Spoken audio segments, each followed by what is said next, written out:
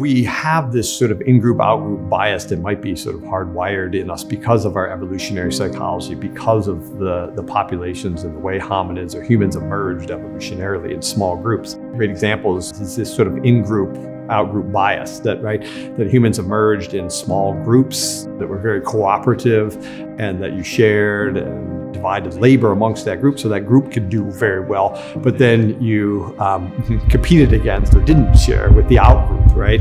And so that might be hardwired into our psychology, right?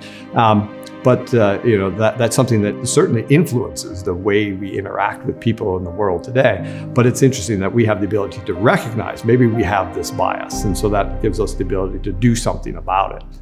Over the last maybe 200 years, as society has become much more multicultural, right? You start to interact more with people outside your ethnic group, outside your religious group. And there's been, sort of an increased sort of intolerance of the other in a sense, particularly the latter half of maybe the 20th century, as people recognize that in any city in the United States that you live in, you have to interact with multicultural groups and people that aren't like you. And I think that helps us, overcome those biases that we recognize, but now we're sort of forced to, in polite society, to overcome them. I think the problem is in the last, say 20 years, we've reverted because now instead of having to interact with people that live around you or in your neighborhood, you can stay inside your house and interact with people on social media that only agree with what you agree. So we sort of revert back to this sort of tribalism where we just talk to people that agree with us or look like us or believe things that we believe or the same politics or the same religion.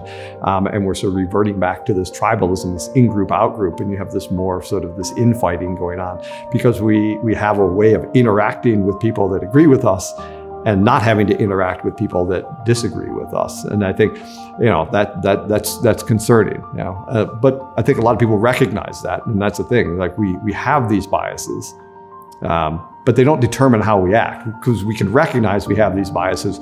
We have the ability to say, okay, I'm going to let those biases shape how I interact with people, or am I going to let those biases recognize those and then deliberately make choices so that I can overcome those biases?